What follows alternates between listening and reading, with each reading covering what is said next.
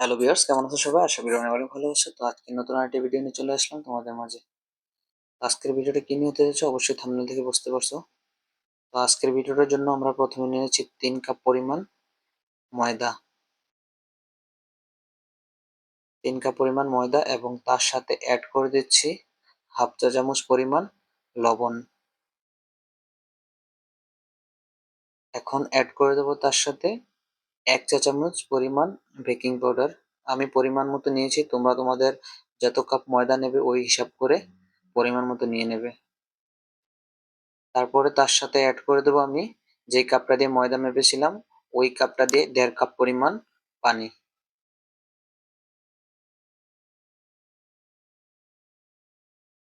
1.5 cup পরিমাণ পানি নিয়ে নিয়েছি আমি। এখন এটাকে আমি সুন্দরভাবে মিক্স করে নেব। দেখো বন্ধুরা, এটা আমার সুন্দরভাবে মিক্স করা হয়ে গেছে। যেন দানা দানা না থাকে এবং সুন্দর করে মিক্স করতে হবে। তারপরে আমি এটাকে 30 মিনিটের জন্য ঢেকে দিচ্ছি। তো এটাকে ঢেকে দিয়ে আমি চলে আসলাম শিরাটা তৈরি করার জন্য। তো শিরার জন্য আমি প্রথমে নিয়ে নিচ্ছি 2 কাপ পরিমাণ চিনি। তার সাথে অ্যাড করে দেবো 2 কাপ পরিমাণ পানি।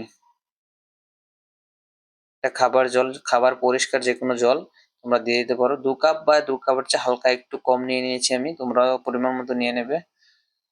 তো দেখো চিনিগুলো পানি ছেড়ে দিয়েছে, তো পানিটা অনেকটা বেশি দেখা যাচ্ছে, বাট আমি পরিমাণ মতো 2 কাপই পানি নিয়েছি। এটাকে এখন মিডিয়াম আঁচে সুন্দর করে একটু জাল করে নেব। জাল করব এবং সাথে সাথে একটু একটু করে নেড়ে দেব, না হলে নিচে লেগে যেতে পারে। তো সুন্দরভাবে আস্তে আস্তে নেড়ে দেবে এবং মিডিয়াম আঁচে চুলাটাকে হিট রেখে সুন্দরভাবে নেড়ে দেবে। দেখো আস্তে আস্তে আমার চিনিগুলো একদম গলে গেছে। দেখো আস্তে আস্তে চুলাটাকে আমি এখন মোটামুটি চিনিগুলো আমার গলে গেছে। তো চুলাটাকে আমি এখন মিডিয়াম আঁচে নিয়ে আসবো।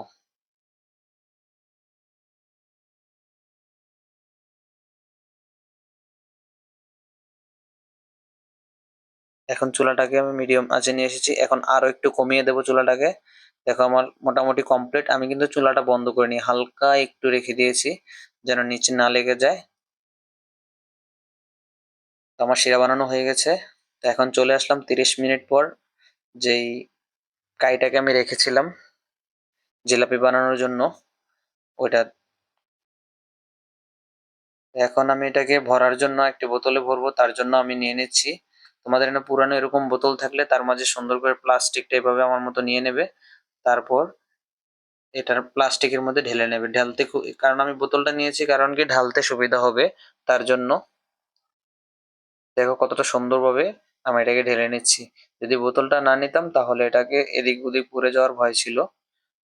তো তার জন্য আমি বোতলটাকে ইউজ করি। দেখো কত সুন্দরভাবে স্মুথলি ভাবে আমি এটাকে পুড়িয়ে নিয়েছি। দেখো আমি আরেকটা আরসির বোতল নিয়ে নিচ্ছি। তোমাদের ঘরেও এরকম আরসির বোতল পুরান থাকলে, এবং কি এটার মুখটাকে আমি একটু থোড়া হোল্ড করে নিয়েছি পরিমাণ মতো। আমি যেই সাইজে জিলাপিটা ভাজবো সেই সাইজ মতো আমি এটাকে হোল্ড করে নিয়েছি মুখটাকে। তোমরা ভিডিওতে অবশ্যই দেখতে পারতেছো সবগুলা। তো আমি সুন্দরভাবে প্লাস্টিকটাকে ভালো করে টাইট করে নেব, টাইট করে একটু বেঁধে নেব বা পেঁচিয়ে নেব। তোমরা ভিডিওতে দেখতে পারতেছো যে আমি কিভাবে পেঁচিয়ে নিয়েছি, তোমরা এভাবে চাইলে করতে পারো। তারপর আমরা সিজার দিয়ে এটা কর্নারটাকে সুন্দরভাবে কেটে দেব যেন এটা ঢালতে সুবিধা হয়। আমরা এটাকে কেটে দিয়েছি এবং দেখো কি সুন্দরভাবে আমরা নিচে বোতলে ঢেলে নিচ্ছি।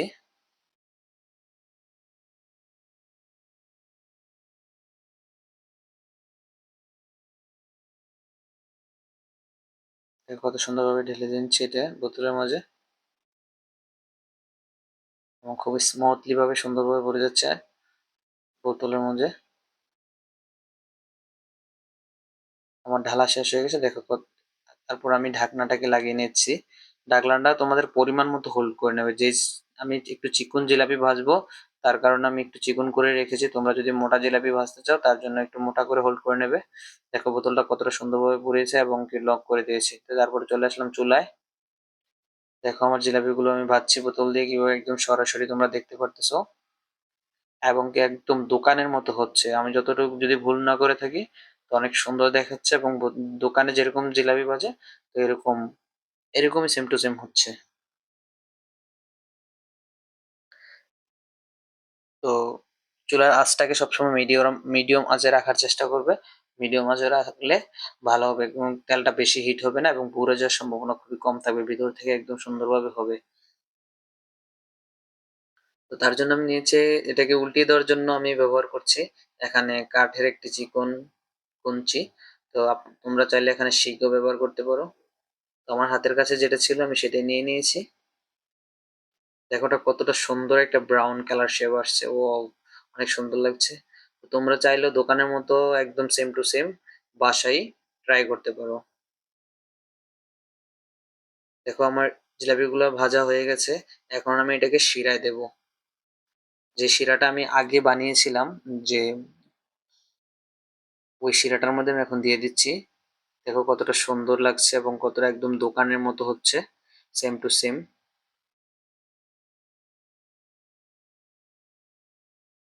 তোমরা দেখতে পারতেছো একদম দোকান যেরকম হয় এরকমই একদম কমপ্লিট শিরাটার মধ্যে আমরা এখানে চুবিয়ে রেখেছি। তো দেখো কি সুন্দর শিরাটা খাচ্ছে এটা। একটু জাতা দেওয়া, কারণ আমার শিরাটা যখন আমি ফ্যামিলির জন্য নিয়েছি এবং কি অল্প করে নিয়েছি, তাই শিরাটা অল্প করে বানিয়েছি। তো একটু জাতা দিয়ে ধরে রাখলে শিরাটা পুরোপুরি খাবে। এবং দেখো শিরাটা খাওয়া কমপ্লিট এবং কালারটা কতটা ডিফারেন্ট হয়ে গেছে, কতটা ওজন হয়ে গেছে। শিরাটা খাওয়া কমপ্লিট। এখন আমি এটাকে এক এক করে উঠিয়ে নেব।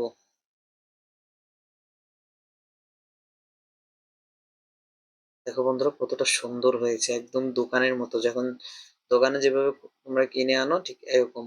মাত্র 10 মিনিটে কমপ্লিট হয়ে গেছে সবকিছু, 10 থেকে 15 মিনিট লেগেছে আমার। তো তোমরা চাইলেও এরকম বানাতে পারো। দেখো আমার জিলাপিগুলো কতটা সুন্দর হয়েছে বন্ধুরা, একদম দোকানের মতো হয়েছে দেখতে। তো তোমরা চাইলে খুব সহজে 10 থেকে 15 মিনিট